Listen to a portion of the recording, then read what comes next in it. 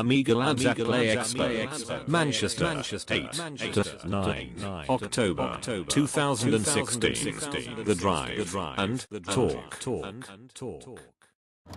You gonna do it?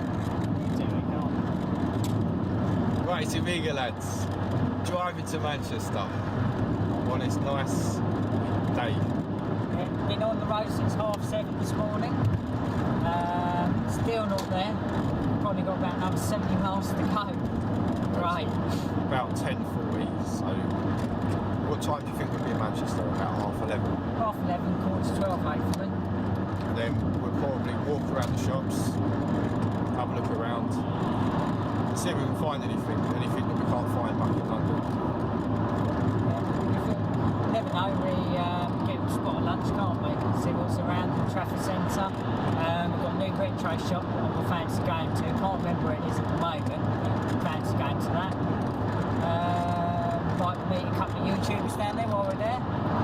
That's possibly on the Saturday more so than on the Friday. Don't know really. Depends what we're doing. Last year you had Chris Barry, I think it was, we met. Chris Barry went last year. Was it Chris Barry last year or was it? It's the Oliver Twins. That's right, the Oliver Twins. We've done the Oliver Twins interview, didn't we? Had a video on that, what they're saying about bringing out the next Disney game. They've done archived for years. Yeah, there was one, what was it? I can't remember the name. Wonderland Disney, I think it was. Was it Wonderland? I don't know, you're the Disney freak. I can't. Yeah, it was on Disney. They brought it out on the NES, and I've got the cartridge indoors. I've got it on the Kickstarter. I think it was Wonderland Disney, I think. I'm sure that's what it was called. Then you had a challenge that the quickest person that could post how fast you completed it won a clock, bits and pieces, Disney merchandise, ended it, never won it though. Did they do it in Cambridge? They advertised it or something? That's right, yeah, they had like a launch party or something for it. Yeah. So that was quite good. I was at work. I was. Yeah. Yeah, so we'll probably look at the computer museum while we're down there. That's the store that they have like all the retro bits and pieces, a few Spectrum games for sale, Amiga bits possibly. Well, hopefully I've got some Amiga stuff. Yeah. Last year I managed to get mostly everything Spectrum and C64 on cassette. So really, really good place to go, which I'm looking to just go straight there. Yeah. A few years we've been there, they've had like Amy Bay. Shame they don't do it anymore. Never know, they might do it this year. I don't know if they're going. Amy Bay was a place where you could just like talk Amiga, and you could just stay there for like an hour, 2 hours without even realising the time. Such friendly, nice sort of people, but yeah, they haven't been for a few years, which is a bit gutting. And the same with, what is it, Amy Kit? Yeah, Amy Kit, yeah, they have the Amiga shop online. Yeah, which is quite good, really. Well, the X5000, wasn't it, there or something? And the Morphos Amiga, that was, I wouldn't mind playing with. Can't afford it, but really nice system to actually do. Had like an app store on there last time I was there. And yeah, really enjoyed it using that. That's quite good. What else did we see there? We seen the DeLorean there. We got pictures of us in the DeLorean. Yeah, that was quite good. I can't even say it. How do you say it? DeLorean. Yeah, that was quite good. It was nice to see the flash capacitor at the back, and you stick Marty's baseball cap on, and you sit there and you get your photo taken. And you get a little toy car as well. That was good. Yeah, no, there's a few things. We're not staying in the normal place we're doing. We normally rent like a flat down there. This year we got taken, so we're doing like a hotel room, which is different. Yeah, at least Steve will keep the door closed, so I won't catch a cold again. Like last time. It should be quite good. I can't think what else we had there. Was it last year we played on the virtual reality machine? The year before last. There was asking £3 a pop, weren't they? Yeah, that's right. That was a bit expensive, but I can understand it takes a lot to contain it. They're doing it for maintenance reasons, which I get. Hopefully they won't, many stores won't cash up on that this year. Where, you know, like they charge you to play on arcades, which is not really what it's about. It's like a community where you go down there, chat everywhere coming out, chatting about what people's interests are, Amigas, really, you know, like one of our passions really. I know we buy stuff like Spectrums and stuff like that, but we've all done it. You can't say that you haven't. Well, it's everything, isn't it? Yeah, everything. That's where, everything. you know, the passion for gaming just expands and expands. Yeah, but it's good to experiment with other computers and everything that you haven't used before. But yeah, I was going to say something, but it's totally slipped my mind. What else did we see down there? We've got the cosplay, that's quite interesting. It's amazing how many people actually dress up. Spend hours trying to do the like all the costumes and that. It's amazing how much time they spend. Not something into, but it's different. It's like every aspect of gaming really. Certain things you're into, certain things you aren't. Certain people play emulations, certain people believe in real hardware. It's just a different way of looking at it. Some people believe in like having the proper hard drive in their 1200. They don't like compact flash because they like that little clicking noise. It sounds sad, but at the end of the day, it's getting the best experience out of what you enjoy having, basically. What do you mean the clicking sound? You know when you have compact flash? Yeah. And you've got like the hard drive. If you put a hard drive in it, it goes when it's resting, it goes. Yeah. Do you know what I miss? The first hard drive that I had, the 170 meg, was you can do hard drive sleep. And the hard drives that what I'm using now is the 2.5 20 gigabyte version. And you can't do hard drive sleep, it doesn't fall asleep. You know when you turn the power off as well, the hard drive goes like that. And you turn the stereo up, you can hear the hard drive doing that through the speakers. But yeah, the new hard drive that I'm putting there doesn't do it. Right. So I missed that, It's things like that, it's the small things. I know it sounds silly. Then again, hardware's getting harder to get. It's getting older, so there's a lot less hardware there. It's like last weekend, we just got back from a gentleman that actually redone our like caps in the 1200, wasn't it? Yeah. That was quite good. It's maintaining it. It's like a car, isn't it? It sounds sad. You can't just sort of keep it going for 40 years and hope for the best. It's the maintenance. Yeah, the system's real breakdown at one point. And me, I'm lazy. Steve goes, you've got to get it recapped. And it's like, what? And it's like, oh. I mean, you've got to resolder all the joints and everything, put the caps in. It's like, yeah. And it's like, you know, most people I can imagine can't be bothered, similar to me, but, you know, if that cap leaks on that motherboard, your motherboard's gone. And, you know, you're replacing the boards, you're replacing everything, you might as well just scrap it and buy a new computer. Which makes that there's less Amigas in the world, which means that they go up in value, and then people can ask higher value for something that was like, I don't know, 20, 30 quid a couple of years ago, say, and now they're asking like 150 because the person that's not maintained it has gone down, hasn't it? So, yeah, just be careful if you're buying one, just make sure you cap it. As I said, they will just blow up, I guess. The motherboard just rot with the acids. I've got that right. Yes, the acids, alkaline acid inside it. But also, it's like the batteries. People buy the memory upgrades, they've got like a battery on board. Many a horror story you've seen where the battery actually eats into the motherboard. Which sounds quite funny, quite horrific, but you think about it, it's like, if you only took that out, you only done that, done this, it's like, also people don't realise you've got batteries in the cartridges as well, like the Super NES. Game Boy's got a few in there. Yeah. I don't know what games that are, but... And it's like, you don't think of something like that, you think, oh right, just pop the cartridge in, you play it, and away you go. It's not like that, it's maintaining it. I don't know if you can open the cartridges in the Game Boy, it must be open. Yeah, you can. You buy like a special tool, like a big tool. Yeah. You can get them, I've opened a few, and you can clean the contacts. It's general maintenance, really. Yeah, the crafty stuff. That's all we're basically trying to do as well, to maintain it and just, you know, keep it going. It's like the C64 had a recap on it. I think did one of the caps leaked or what? That's right, inside near the Vic chip. That might have corrupted the Vic chip actually. Yeah, that's then we had to buy the thick chip again. That was good. But both of us were lucky with the 1200s. When we had them done, they spotted one of the capsules actually leak. I think it was my balls. I think there was one on. I don't know if Steve's, if yours was alright. Yeah, I had a few leak on mine. One was near the PCR, my A slot. Yeah. It was one of them. And then the audio was a bit muffled as well. So you know, just repairing the systems and everything. Obviously, if you're going to use them, then it's good to maintain them, as Steve was saying. It's like having a car sort of thing. So it is a bit upsetting when people buy them down a car boot sale. They want to make a quick buck. They ask on various sites how much they're worth. Everything is worth nothing. It's only if someone's prepared to pay for it.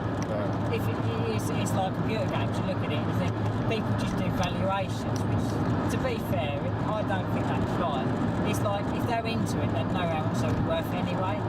And at the end of the day, it's we're like true gamers want to keep our Amigas going. Where some people are just like, well, you know, I've had it down a car boot sale, I get 300 quid for that, bung it on eBay, and then away they go. And it's like that's not really a gamer. That's a person that wants to make a little bit of money out of it. Well, look, we've got 43 miles to go to Manchester. I can't see that. True. 43 miles. That's not too bad. It's not bad at all. It's about half an hour. Yeah, about an hour, I'd say. Yeah. But what you were saying is that like people who get to computers and just flogs them on. Or... Yeah, it just flogs them on. Like, not being nasty. People look at computers these days. Take the Amiga for starters, right? They think that every Amiga is worth like £600-700. But it's like ours. We've got Blizzard's 1230 Mark V. We've got 256 meg memory. We've got 20 gig hard drive.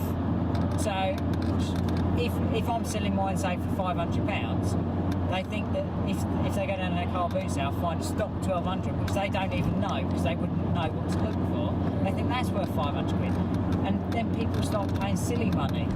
Ours have been recapped, reconditioned. Yeah, looked after. Looked after. But maybe they might look like they've been worn, but then again, that's the nostalgia of it. Yeah. The case might be a bit yellow. You can fix that. You can buy yourself a new case. You can retro it.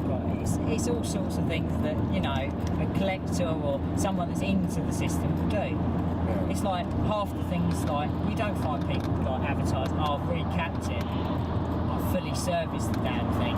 But it makes it a lot more like desirable, a lot more worth something, a lot more it's going to survive within the world.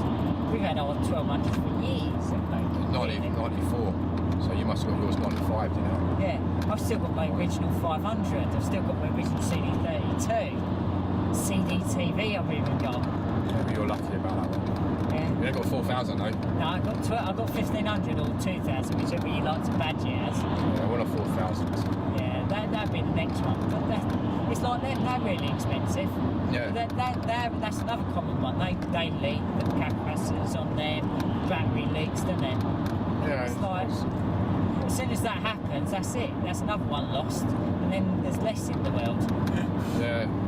And yeah, when people cut cases up or whatever, I don't know, I just tend to ignore it all. I'm just happy what I do. You know, if people want to do what they do, then let them do. Yeah, I like modifications that you can do that don't affect the outside exterior. Something you can't see, something inside it, like the hard drive, you can put that in, that's a modification. Yeah, without cutting the case open. Yeah, and hanging out the back and side. Remember years ago when people used to put the 525s, was it 5 the bigger hard drive in it? Yeah, the 3.5 inch. Yeah, 3.5, that was it. 3.5 inch drive, and they used to cut the back of the 1200 case open to get it in. Yeah, my cousin did the way he did do that. He had the IDU leads out the back of the. I can't remember the port on the back. It was where the expansion port. Yeah, the expansion port on the back, and he had it coming out of there. No, he wouldn't have had it out of there because I think it would have been too thingy. But no, he had the case opened, and he just left the case, so he had the leak coming out.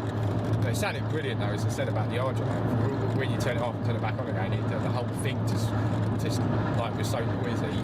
And it was really good because then, what was it, the hard drives wasn't expected in a computer, only in the PC. So when you turn that computer on for the first time, you hear that hard drive spin like it was just brilliant. It was hearing that. Yeah, no, and even the hard drives back then, they were really expensive, weren't they? Like 300-400 quid. It's like, how much do you want to spend on a hard drive? Well, again, my cousin, I bought a 170 meg hard drive. I think it was 150 quid. Yeah. I think. I remember buying my first CD live for the 1200, £299. Then I blew it up. And that was only a 2 times then. Oh wow. Yeah, you was burning. What was it? You say before you was burning PlayStation. Yeah. It was about an hour and a half, I think, to get it to work. It took 2 hours or an hour and a half to burn like a 700 meg PlayStation game. Yeah. But the Amiga was doing it then. It was, you know, you think now, and what it was doing back then, it's just really, really good. Yeah. And all the new development they've got, like the Vampire and things like that. It's like, it's amazing the things that they're still doing today that you can still get. Even for other systems like the C64, Spectrum, it's just amazing that people have got the interest and the fact that they come out with new ideas. But like we all like trying out. It's really good. Sorry, I was just saying new ideas. You know, like the Vampire, it's like, who would have thought that you'd get it going that fast all those years ago? Who would think that you'd get that much memory inside the thing? Well, I don't know too much about everything, but the developers obviously new hardware, new technology. The chips come smaller. You can get a lot more for your money nowadays, I guess, than what you could then. It's like me and Adam, we've got 256 mega memory on our between our blizzards, i.e. like you've got the blizzard which has got 128 and then you've got the SCSI application on the back of it which does another 128. You imagine you in the playground when we first got them and you go to your mates, 256 meg on your thing, and you think of how much that actually cost you to buy back then. That's what I mean. Our prices have gone, it's a battle, isn't it? Because you just, you said about hardware and people selling and buying and that, and you just said that, that hardware is like less now than what it was then. Yeah, it is, but I guess memory-wise, but system-wise and software, I guess no, but it's increasing every day, I guess. Yeah. It's the other thing that I find is very good sort of subject is like if you take, say, for let's go really new. We'll go for PlayStation 4. When they first come out, they were about $399, $499, roughly, right? When you were advertising them all those years back when I bought my 500, or my parents did, not me, I couldn't afford it. They were advertising at $399.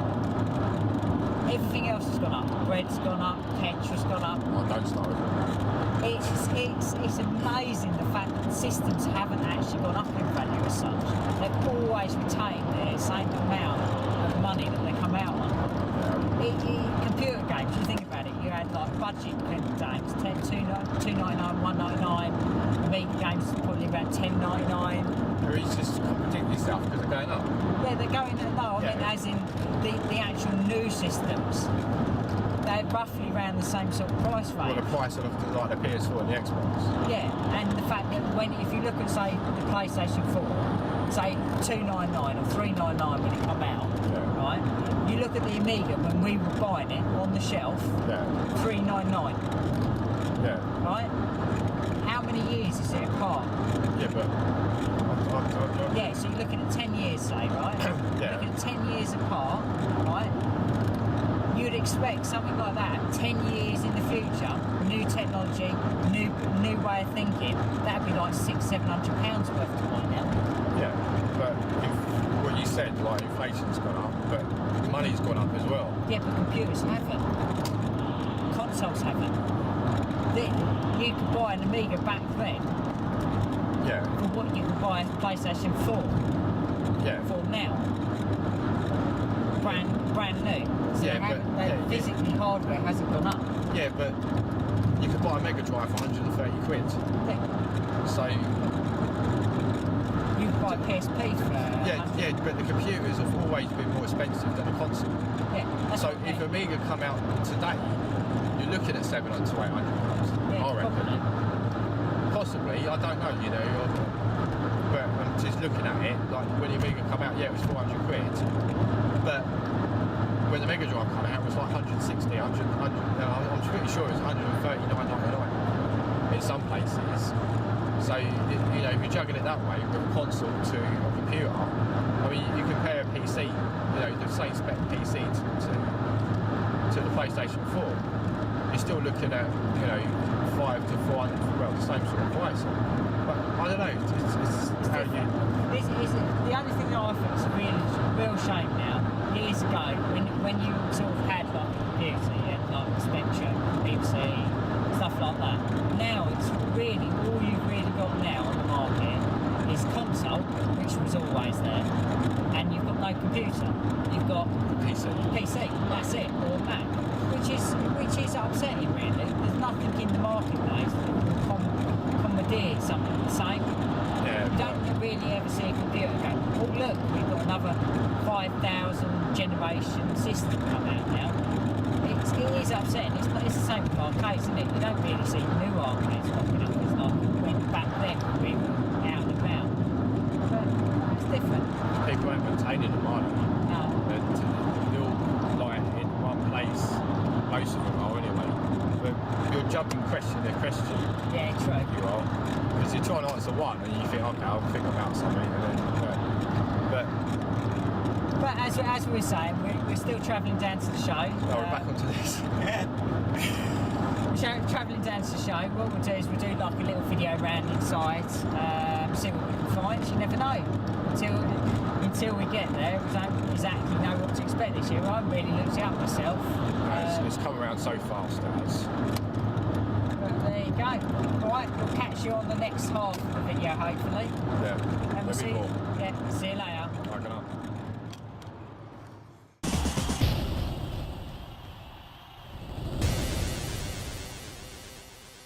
Insert disc 2.